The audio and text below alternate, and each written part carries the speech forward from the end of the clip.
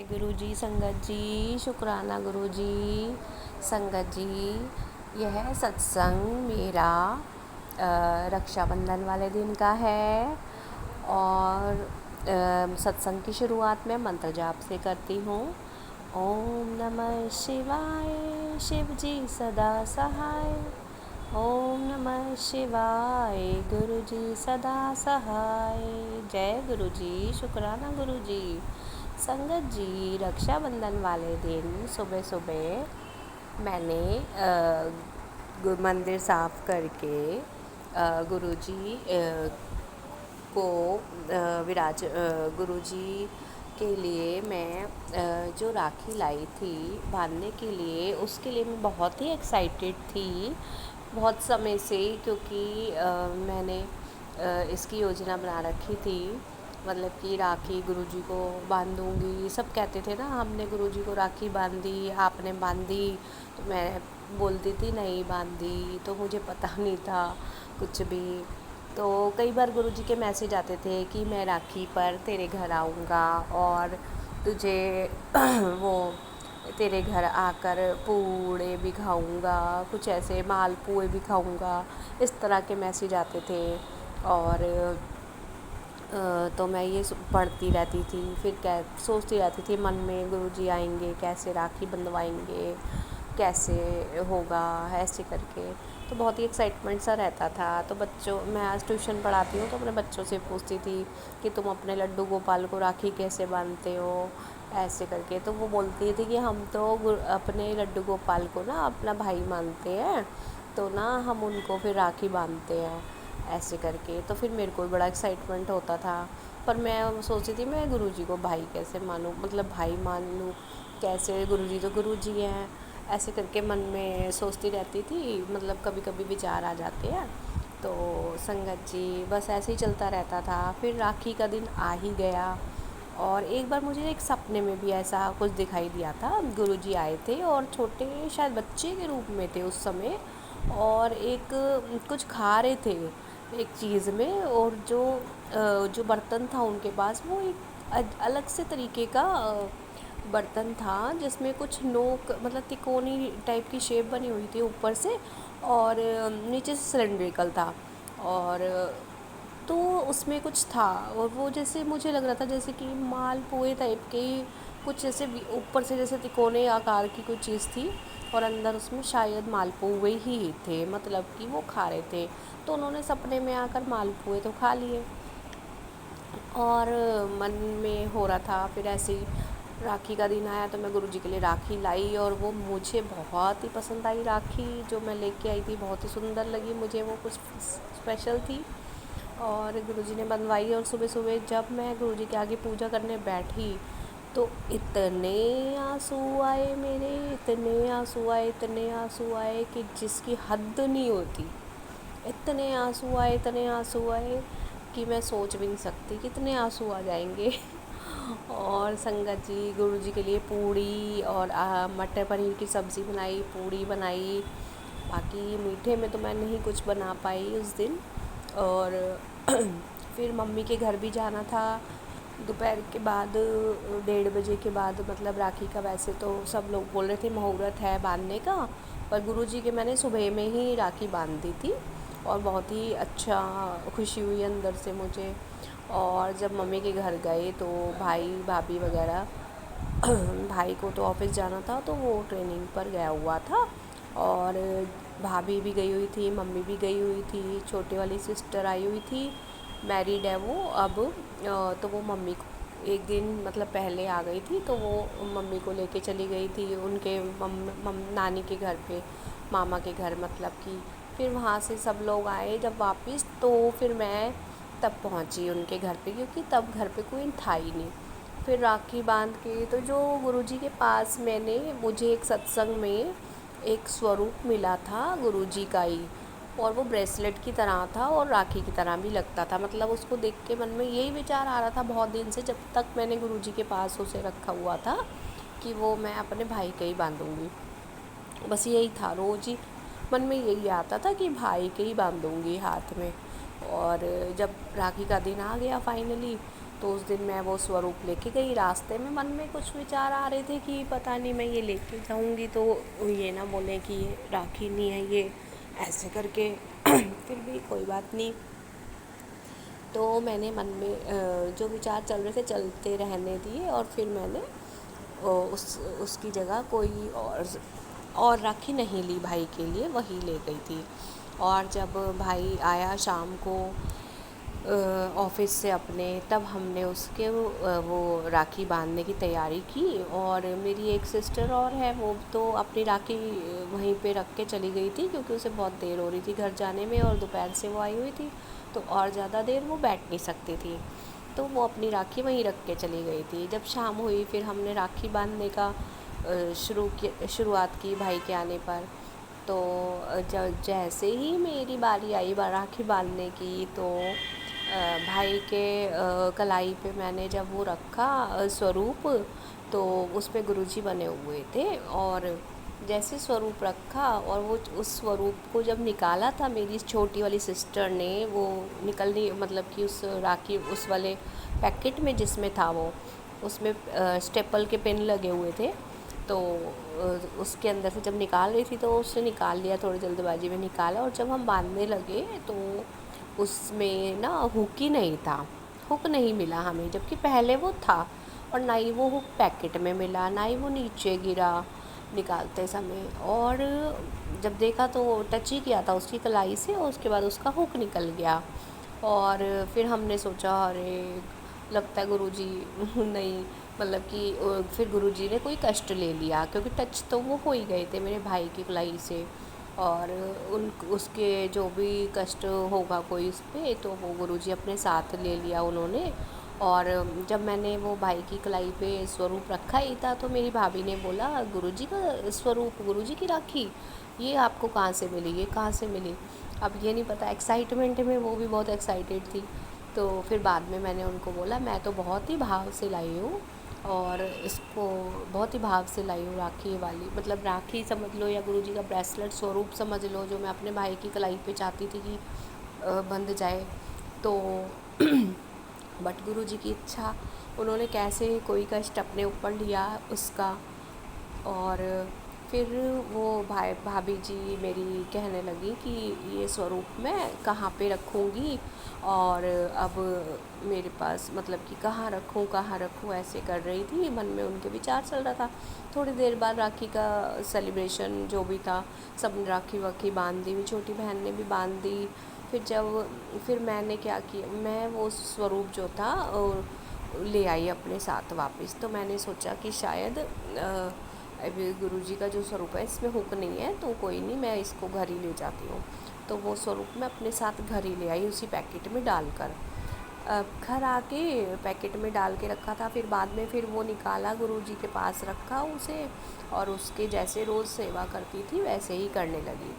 और उसके बाद संगत जी, जन्माष्टमी का दिन था, और मुझे कुछ भी नहीं पता था कि अब क्या होने वाला है। जन्माष्टमी का दिन था, बड़ी खुशी से मैं सुबह मतलब कि मंदिर वगैरह की जैसे सफाई कर सकती हूँ, मन में था कि हाँ कान्हा जी को भी मन में विचार होते हैं जैसे सबके कि आज जन्माष्टमी है तो अपने घर को सजाएंगे, जो हम कर सकते हैं वो हम करेंगे। जैसे घर में मेरे कान्हा जी तो नहीं है, लेकिन भगवान तो हर जगह ही मौजूद है, वो तो हमारी हर बात सुनते हैं, चाहे किसी भी रूप में हो वो। तो मैं जब उस दिन मैं पढ़ाने भी गई, एक बच्चे के घर पे, स्टूडेंट के घर पे मैं पढ़ाने भी गई, क्योंकि आजकल एग्ज़ाम के दिन आ गए हैं, तो मैं उसके घर पढ़ाने गई, ज़रूरी था पढ़ाना। तो रास्ते में एक भैया था, वो बेच रहा था कान्हा जी की ड्रेस, और उसके पास मुकुट और वो जो उनका सामान होता है वो बेच रहा, तो मैंने ले लिया। जबकि मेरे घर पे अभी कान्हा जी हैं नहीं, तो बस मेरे मन में एक्साइटमेंट हो रहा था कि मैं ले लूँ, और मैंने ले लिया सामान, और वो ड्रेस ले ली उनकी। और घर आके मैंने गुरुजी के ही आगे उस ड्रेस को लगा दिया, और वो सामान भी उनका मोरपंख के अंदर जो मुकुट वगैरह था वो लगा दिया। और ना रसगुल्ले गुलाब जामुन वगैरह ले आई, और गुरुजी को शाम को भोग लगाया। और उसके बाद संगत जी, रात के जब 12 बज रहे थे तो मंदिरों से आवाज़ें आ रही थी कान्हा जी की बहुत ज़्यादा, कीर्तन की, भजन की रौनक लगी हुई थी सारे में। तो बहुत ही ज़्यादा सुंदर भजन सुनाई दे रहे थे और मैं भी सुन रही थी वो बहुत ही मज़े से। और रात को बारिश हुई, तेज़ बरसात हुई रात के 12 बजे, जब उनका लास्ट मतलब उनका जन्म होने वाला था। और पूरी बरसात ही बरसात में सारा कुछ भीग गया। इतनी अच्छी बारिश मैं देख रही थी, लाइट पड़ रही थी उसमें, इतनी सुंदर बरसात हो रही थी। और इतना अच्छा फ़ील हो रहा था कि अचानक से 12 बजे के समय भी मेरा बेटा आया उठ के, और उसके हाथ में वो जो ब्रेसलेट का हुक होता है ना, संगत जी जो उस दिन वहाँ पे निकल गया था, वो हुक जो मम्मी के घर पे निकला था, वो हुक मेरे को अपने बेड पे मिला। मतलब मुझे नहीं, मेरे बेटे को मिला, और उसने मुझे हाथ में दिया कि मम्मी ये देखो ये वाला हुक है। मैंने कहा हाँ यही हुक है, लेकिन ये यहाँ पे कैसे आया, ये तो हमने वहाँ खोला था पैकेट मम्मी के घर पे, और वो पैकेट मम्मी के घर पे खोला था तो यहाँ कैसे आ गया। ना तो पैकेट मैंने लाके कोई बेड के पास रखा, ना खोला इधर हैं, और संगत जी गायब वहाँ पे हुआ था और मिला मेरे घर के बिस्तर पे। ऐसा कैसे पॉसिबल है? ऐसा तो कभी हो ही नहीं सकता, ये तो सिर्फ भगवान ही कर सकते हैं। और भगवान ने, गुरु जी ने आकर श्री कृष्णा जी के रूप में दर्शन दिए, हुक के रूप में। वो हुक मुझे मिला और मेरे बेटे को, और वो भी मिलने का टाइम जो था वो पूरे 12 बजे का टाइम था, जिस समय उनका प्रसाद बट रहा था श्री कृष्ण जी का। ये बहुत ही आश्चर्यजनक बात है। जय गुरु जी, आपने दर्शन दिए हमारे घर आकर, आपने अपने होने का एहसास दिलाया। शुक्राना गुरुजी, अनंतम अनंतम शुक्राना गुरुजी। संगत जी, सत्संग को बोलते हुए यदि मुझसे कोई गलती हो गई हो तो मुझे माफ़ कर दीजिएगा। और संगत जी, इस सत्संग को शेयर करें, और इस सत्संग में सबके सवालों के जवाब हैं। जो कोई भी सत्संग को सुनेगा या बोलेगा, वो उन सबको अपने अपने सवालों के जवाब मिलेंगे। संगत जी, गुरु जी हमारे साथ हैं, हमेशा हमारे अंग संग रहते हैं, हमारे मन की हर दुविधा को समझते हैं, और जो भी हमारे मन में कुछ भी सवाल जवाब चल रहे होते हैं उनका पूरा पूरा जवाब देते हैं, अपनी प्रेजेंस भी दिखाते हैं, फील कराते हैं। जय गुरु जी, शुक्राना गुरुजी। इसी तरह हमारे को अपना आशीर्वाद देते रहना, हमारे अंग संग रहना, हमें साथ देना हमारा। जय गुरुजी, शुक्राना गुरुजी, अनंतम अनंतम शुक्राना गुरुजी। ओम नमः शिवाय, शिव जी सदा सहाय। ओम नमः शिवाय, गुरुजी सदा सहाय। जय गुरुजी, जय गुरुजी। गुरुजी, संगत जी, शुक्राना गुरुजी। संगत जी, गुरुजी से मैं अप्रैल 2023 में जुड़ी थी, और मुझे मेरी भाभी ने और बहन ने जोड़ा था। संगत जी, अपनी भाभी के साथ मुझे कई सत्संगों में जाने का मौका मिला, और इस सत्संग में भी मैं अपनी भाभी के साथ ही गई थी, जो उनके पड़ोस में एक आंटी रहती थी। अब उनका मकान 13 नंबर का ही है शायद। गुरुजी ने उन्हें 13 नंबर की ही ब्लेसिंग दी थी, और उनकी बेटी का नाम मेहर है। उन आंटी का नाम तो मुझे खुद नहीं पता, अभी भूल गई हूँ मैं, काफ़ी दिन बाद मैं सत्संग रिकॉर्ड कर रही हूँ इसलिए। संगत जी, जब मैं और मेरी भाभी जा रहे थे वहाँ उस सत्संग में, तो मुझे रास्ते में मतलब मैंने गुरुजी से पूछा कि गुरुजी मैं आपके लिए क्या लेकर आऊँ। तो गुरुजी का मुझे जो आभास हुआ अपने मन के अंदर से, तो उस समय गुरुजी संगत जी मेरे पास ज़्यादा मनी नहीं थी, बट मैंने फिर भी गुरुजी से पूछा कि गुरुजी मैं आपके साथ लिए क्या ला सकती हूँ। तो गुरुजी ने मेरे मन में एक इच्छा डाली कि हैंकी, मतलब कि हैंकी ले सकते हो। तो फिर मैंने कहा गुरुजी अगर यही आपका जवाब है तो मुझे बता देना। ठीक है, तो कंफर्म करना था कि मतलब मन में तो यही आया था हैंकी। तो गुरुजी ने कैसे बताया संगत जी। तो जब मैं अपनी मम्मी के घर गई थी भाभी के साथ जाने के लिए, तो वहाँ से जब हम नीचे उतर रहे थे सीढ़ी पे से, तो अचानक से ऊपर से दो रुमाल या एक रुमाल नीचे उड़ता हुआ आया। हमारे नीचे उतरते ही, सीढ़ी पे से उतरते ही उड़ता हुआ आया और नीचे गिर गया पैरों के पास आके, मतलब कि जहाँ हम उतरे थे वहाँ ज़मीन पर। तो मेरी भाभी ने कहा ये देखो हवा चल रही है और रुमाल आ गए नीचे उतर के। तो संगत जी, मुझे तो मेरा जवाब मिल गया था। कि गुरुजी ने जवाब दे दिया कि हैंकी। मेरे मन में भी यही आया था और गुरुजी ने कंफर्म भी कर दिया था। पर संगत जी फिर क्या था कि मैंने भाभी ने बोला नहीं नहीं अब उठाने नहीं है इनको, इन हैंकी को, रुमाल को, और वहीं उसने मतलब पड़े रहने दिए और मुझे नहीं पता चला। वो कहती कि ऐसे उठाते नहीं है, अगर कोई चीज़ गिर जाती है गुरुजी की तो उसे उठाते नहीं है। तो फिर संगत जी हम उसके बाद आगे गए अपना ऑटो लेकर, वहाँ पर उनके घर तक गए और उनका जब उनके घर पहुँचे हम तो वहाँ पर भी हमें बहुत मुझे सेवा का मौका मिला। उनका बहुत ही बड़ा घर था, बहुत ही बड़ा, काफ़ी बड़ा मतलब घर था, काफ़ी सारे कमरे थे उसमें, सुंदर सा बना हुआ था। तो जो गुरुजी ने उन्हें ब्लेस किया था। तो संगत जी हम वहाँ पहुँचे, बहुत सत्संग अच्छा हुआ, सेवा का मौका मिला हमें, मुझे भी बहुत सारा रोटी प्रसाद बनाने का मौका मिला।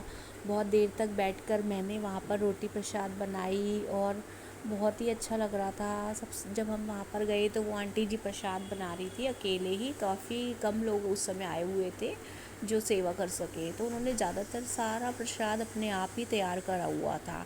एक आधी चीज़ थी बस जो मतलब एक रोटी बनाने के लिए उन्होंने एक आंटी को बुलाया हुआ था, वो बना रही थी पहले, और उसके बाद मैं उनके साथ ही बैठ गई क्योंकि वो थोड़ी सी ना जैसे गाँव के लोग होते इस तरह की थी। तो मुझे बहुत ही अच्छा लगता है इस तरह इस ऐसे लोगों के साथ बैठना, बातें करना। तो मैं बैठ गई उनके साथ और नीचे बैठकर, उनकी बालकनी थी वहाँ पर, उन्होंने गैस का चूल्हा रखा हुआ था, वहाँ पर हम रोटियाँ पका रहे थे और बहुत रोटियाँ बनाई, बहुत मज़ा आया। और बार बार हमें सेवादार जो थे वहाँ पे और भी जो अंकल थे मतलब उनके आंटी के, उन्होंने हमें बहुत सारा, मुझे बार बार आम का जूस, आम का पन्ना, ऐसे बहुत सारी चीज़ें दी क्योंकि गर्मी का मौसम था बहुत ज़्यादा। और बार बार जब रोटी बनाए थे पसीने भी आ रहे थे, बहुत गर्मी भी हो रही थी वहाँ पे, बट हवा चल रही थी, उनकी बालकनी में गैस रखी थी, तो मुझे बहुत ही अच्छा लग रहा था। और जो मेरी कमर में एक दर्द हो रहा था ना कुछ टाइम से, वो जब हमने रोटी बनाई ना, उसको बेली, उसे नीचे झुकना पड़ा जब हमने और देर तक बैठे, तो उससे वो दर्द भी चला गया। शुक्राना गुरुजी, आप सबका कितना ख्याल रखते हो।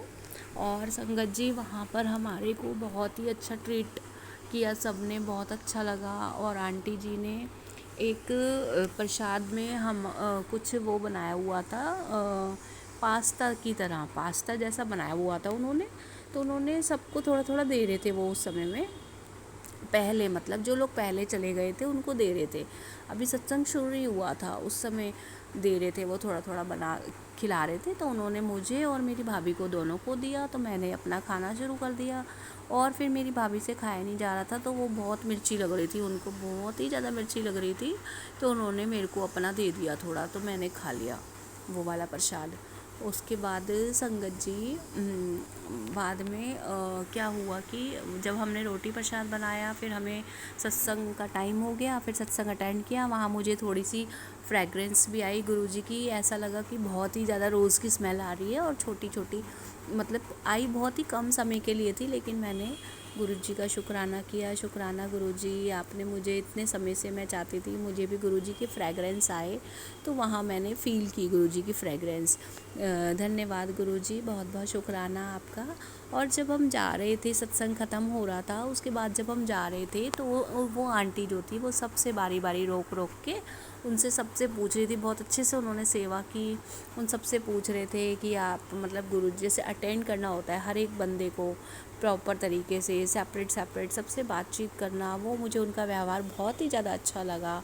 और बहुत ही ज़्यादा मतलब उनके जो बच्चे थे, उन आंटी की 2 लड़कियां थी, वो भी बहुत ही ज़्यादा गुरुजी को मानती थी, मतलब उनके पूरे घर में इतनी श्रद्धा थी गुरुजी के लिए, मुझे देखकर बहुत ही अच्छा लगा। और बहुत ही अच्छा सत्संग रहा हमारा। और हम शाम को मतलब थोड़ी 8 बज गए थे वापस आते समय, और बहुत ही मतलब हमारा दिन बहुत ही अच्छा गया उस दिन।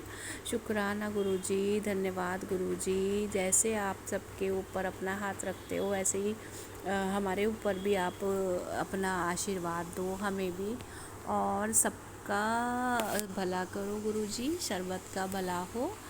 धन्यवाद गुरुजी। इस सत्संग को जो भी सुनेगा या सुनाएगा उसका भला होगा और उसे सबको अपने अपने सवालों के जवाब मिलेंगे जो भी सत्संग में छुपे हुए हैं।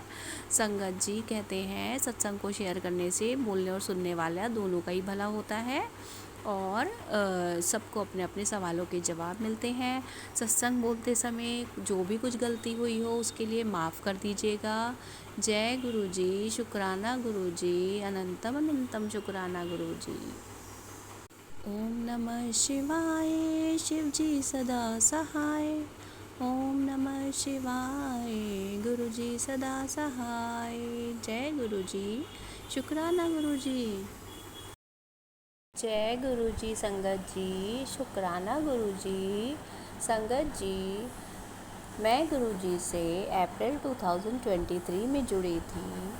संगत जी, यह मेरा सत्संग इसी साल का 2024 का ही अप्रैल या मई के आसपास का सत्संग है। संगत जी, मैं एक दिन सुबह वीरवार का दिन था शायद, और मैं सत्संग करके गई थी मार्केट। और मुझे मार्केट जाना थोड़ा इसलिए ज़रूरी था कि 11-12 बजे का मैंने टाइम दिया हुआ था, मुझे एक किस्त जमा करानी थी अपनी। तो मुझे मैं साइबर कैफ़े पर गई थी वो किस्त जमा कराने। तो रास्ते में पहले जाते समय मुझे एक मेरी स्टूडेंट, बहुत पुराना स्टूडेंट था, उसकी मम्मी बहुत पहले काफ़ी फ़ोन करती थी बीच बीच में कि कहीं कोई सत्संग हो रहा है तो भी बता देती थी। तो काफ़ी टाइम से बीच में उनके पास से कोई आ नहीं रहा था मैसेज। तो मैंने यही सोच रही थी मन में कि उनका मैसेज नहीं आ रहा। तो जैसे ही गई तो रास्ते में देखा जहाँ उनका घर पड़ता है उसके बाहर ही वो खड़ी मिली मुझे, और उन्होंने बोला सत्संग है, शायद गुरुजी के बर्थडे से पहले की बात है तब, मतलब कोई था उस टाइम। उन्होंने बोला सत्संग है उस दिन किसी के घर पे। और तो मैंने कहा वाह, ये तो बहुत अच्छी न्यूज़ मिली मुझे कि सत्संग है, और वो इतने दिनों से मैसेज भी नहीं कर रही थी। तो मुझे जाते ही सबसे पहले मार्केट जो है उसमें सबसे पहले ही उनके घर के पास वो खुद बाहर खड़ी हुई मिल गई, और इतनी अच्छी खबर सुनाई उन्होंने। तो मैंने जय गुरु जी बोला। तो फिर संगत जी आगे गई जब मैं, तो वो किस्त जमा कराई दुकान पे, और फिर कुछ पैसे मैं लेके गई थी, मुझे जूते ख़रीदने थे अपने लिए, क्योंकि मेरे जो जूते थे वो ख़राब हो रहे थे और वो काफ़ी टाइम चल गए थे। उसके बाद मुझे जूते लेने थे, तो वहीं से मैंने सोचा जाते जाते अलग से क्या मार्केट जाऊंगी, मैं वहीं से ही ले लूँगी। रास्ते में ही एक शॉप पड़ रही थी जूते की, तो वो बड़ा सा बना हुआ था, थोड़ा दुकान भी काफ़ी बड़ी थी उन अंकल की। तो वहाँ मैं गई और जूते पसंद किए। तो वहाँ पे वो जो अंकल थे वो अपने आप ही मतलब बोलने में थोड़े फॉरवर्ड थे थोड़े, तो वो बोलने लगे कि मेरी ये जो दुकान है, मैंने भी उनसे पूछ लिया कि जूतों के बारे में, ऐसे कुछ कुछ पूछ लिया। तो उन्होंने बोला ये जूते तो बहुत ही मतलब अच्छे हैं, इनका सोल बहुत अच्छा है, जूते का सोल इतना महंगा है। तो जूते, मेरी फैक्ट्री थी जूतों की पहले मतलब। और उन्होंने कहने लगे कि उनका ना एक आँख से उनको थोड़ा सा कम, मतलब काफ़ी कम दिखाई देता है, उनकी एक आँख की रोशनी जो थी वो चली गई थी, या जैसे भी मतलब उन्होंने लगा तो रखा था, आइज़ तो उनकी ठीक दिख रही थी दूर से, बट वो खुद ही बता रहे थे अपने आप ही अपनी बातें। और उन्होंने बोला कि मेरी फैक्ट्री थी, जूतों का शोरूम था, और वो 2-3 मंजिल का, वहाँ पे 80,000 किराया था उसका, और वो चलाते थे वहाँ पे फैक्ट्री। फिर उनका एक एक्सीडेंट हुआ, और एक्सीडेंट मतलब और उनकी एक आँख की रोशनी में कुछ फ़र्क पड़ गया जैसे कि काफ़ी ज़्यादा। फिर उन्होंने बोला कि काफ़ी जगह जगह दिखाया और वो ठीक नहीं हुई, मतलब आँख कुछ ऐसे। तो कहते मैं तो काफ़ी पैसे भी दे देता उस आँख को ठीक करने के लिए, कुछ पता नहीं कितने रुपए मांग रहे थे, ऐसे कुछ बता रहे थे वो अंकल जी। तो मेरे मन में बार बार उनकी बातें सुन के गुरुजी का ही ख्याल आ रहा था कि गुरुजी, इनका इतना ख़तरनाक मतलब इनके साथ हुआ है, आँख की रोशनी भी इनकी चली गई, फिर भी ये इतने अच्छे से बात कर रहे हैं, इतना अच्छा इनका बिहेव है, और ये मुझसे इतना हंस हंस के बात कर रहे हैं। और उनके दिमाग की भी उन्होंने बोला था कोई नस जो थी उसका फ़र्क आया था, तो जिससे उसकी उनकी आँख पे भी असर आ गया। तो उसके बाद देखो वो फिर भी इतने अच्छे तरीके से बात कर रहे थे। तब से उन्होंने बोला कि मैंने वहाँ पता नहीं फैक्ट्री बंद कर दी और मतलब यहाँ पे शॉप खोल ली, और मैं अब शॉप खोलता हूँ। तो वो बहुत ही अच्छे से बात कर रहे थे, और मैं बैठे बैठे दुकान में उन्हीं की गुरुजी के बारे में ही सोचे जा रही थी कि इनकी आँख वो हो गई है, तो पता नहीं ऐसे करके सोच रही थी कि ठीक हो जाए कैसे भी करके, है ना। तो संगत जी जैसे फिर मैं उनकी दुकान से 2 जोड़ी जूते लेके बाहर निकली, तो एक गन्ने के जूस की दुकान थी, तो मेरा मन कर गया, गर्मी थी काफ़ी, तो मेरा मन कर गया कि मैं पी लूँ, गन्ने का जूस ले लूँ वहाँ से और पी लूँ उसे। तो उसके बाद ना, तो जैसे ही मैं पीने लगी तो मन में आया कि ना वो गन्ने की शॉप पे जैसे ही दुकान में भैया को बोला जूस बनाने के लिए, तो उन्होंने कहा ठीक है मैं बना देता हूँ। तो अचानक से एक आदमी आया पीछे से और वो बोलने लगा भैया को कि ना, पीछे से वो जूस मांग रहा था फ्री, मतलब वैसे ही मांग रहा था कि मेरे को जूस दे दो, गर्मी है, मेरे पास पैसे नहीं है। तो मैंने एकदम से जैसे उनकी बात सुनी, गन्ने वाला भैया जो था वो जूस नहीं दे रहा था उनको। तो मैंने उस गन्ने वाले भैया को बोला भैया इनको ना जूस दे दो, मैं इनके पैसे दे दूँगी, इनको बना दो एक गिलास जूस। और गर्मी भी बहुत हो रही थी, तो उन्होंने, भैया ने तब मेरे कहने से उनके लिए जूस बना दिया। तो मैंने उन्हें 2 गिलास गन्ने के जूस के पैसे दिए भैया को। और उस भैया ने ना मतलब शायद 10 रुपीज़ अपनी तरफ से मिलाए थे और 10 उन्होंने मेरे से लिए कि 10 ही आप दे दो, ऐसे कुछ करके। और मैं तो उनको बोला था कि मैं आधे नहीं दूँगी, ऐसे नहीं बोला था कि मैं आधे दूँगी, मैं तो उनको पूरा 1 गिलास जूस बनाने के लिए बोल दिया था कि इनको दे दो। और वो जो आदमी था जो आया था, थोड़ा घाय अजीब तरह की मतलब उसकी लुक थी, और वो बोल रहा बहन आपका बहुत बहुत धन्यवाद, मेरे हाथ में लग गई है, अंगूठे में, यूँ करके बोल रहा था वो कि बहुत अंगूठा पता नहीं किसी मशीन के वहाँ या किसी चीज़ में दब गया था जिसकी वजह से उसकी बहुत चोट लगी थी हाथ में। तो कह रहे मेरे पास पैसे नहीं है, मैं अगली बार आऊँगा तो दे दूँगा। और वो इतने प्यासे थे मतलब कि, तो मैंने उनको भैया से बोल के उनको जूस पिलाया। और उसके बाद वो बहुत आशीर्वाद दे के चले गए वहाँ से, बहन बहन करके बोल रहे थे। और उसके बाद संगत जी मैं अपने जूते लेके आ गई वहाँ से, और मुझे बहुत ही अच्छा लगा। शुक्राना गुरुजी, आपने किसी की मदद करवाई। और बाद में मेरे पास एक गुरुजी का मैसेज आ रहा था कि तूने जिसकी मदद की थी वो मैं ही था, ऐसे करके। तो संगत जी, गुरुजी हर जगह आते हैं, अगर आप भाव से किसी चीज़ के बारे में सोचोगे तो वो आपके हमेशा सामने हाजिर हो जाते हैं, और पता नहीं कितने ही कष्ट ले जाते हैं आपके। जय गुरुजी। पता नहीं संगत जी कौन सा कष्ट आने वाला था जो गुरुजी ने ले लिया, अपने ऊपर ले लिया, या जैसे भी था। और संगत जी ये सत्संग अभी बहुत बड़ा है, थोड़ा सा बड़ा भी है, ये तो है ही, और इससे जुड़ी हुई एक कहानी भी है, वो मैं बताना चाहती हूँ आपको इसी सत्संग में। सत्संग बड़ा हो जाएगा। तो जब ये बात हो गई तो काफ़ी समय के बाद, 1-2 हफ्ते बाद, मैं अपने मम्मी के घर गई। और पता नहीं कुछ ऐसे ही था कि एक दिन मैंने एक अनिल अग्रवाल अंकल का सत्संग अपने ब्रदर को भेज दिया।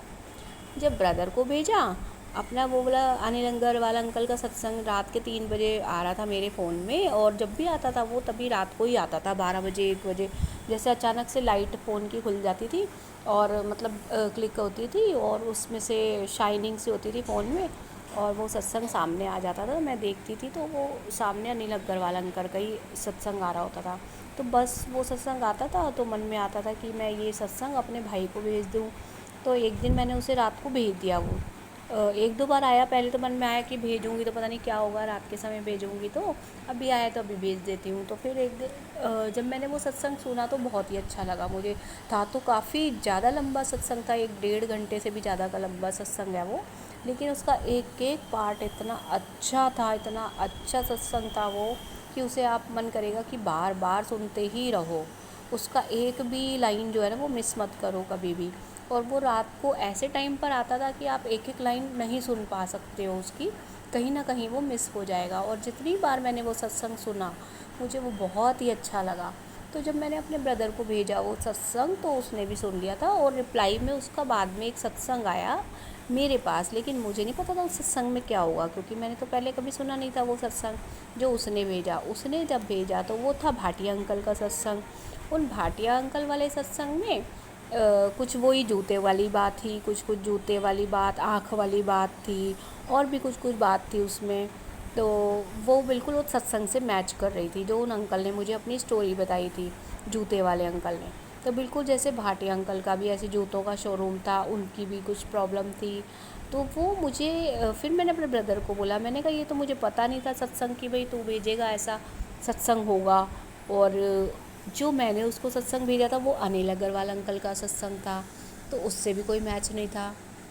और संगत जी, जो वो जो गन्ने के जूस वाली बात थी वो तो मेरी डिस्कस नहीं हुई थी भाई से, लेकिन जूतों वाली बात डिस्कस हुई थी कि ऐसे ऐसे मैं वहाँ से जूते लाई उन शॉपकीपर से, तो उन्होंने ऐसे ऐसे बताया, ऐसे ऐसे किया, है ना, ऐसे ऐसे बात बताई आँख की, और वो फैक्ट्री वाली जूतों की बात बताई ऐसे कुछ करके। तो देखिए संगत जी, वो अंकल जी क्यों बता रहे थे अपनी बात, और वो कहाँ भाटिया अंकल का सत्संग था वो मेरे पास आया, जिसे मैं जब सुना तो बिल्कुल वो उन अंकल की बात से मैच कर रहा था।